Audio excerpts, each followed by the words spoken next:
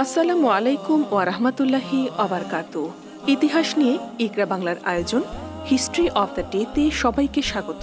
আজ আমরা ইতিহাসের পাতার ১১ মে নিয়ে কিছু জানব।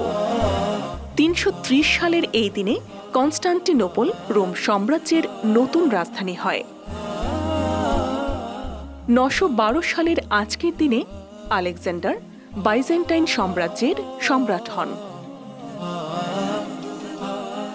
১৭৪৫ সালের এই দিনে অস্ট্রেলিয়া, ইংল্যান্ড ও হল্যান্ডের মিত্রশক্তির বিরুদ্ধে যুদ্ধে ফরাসি বাহিনী জয়যুক্ত হয়।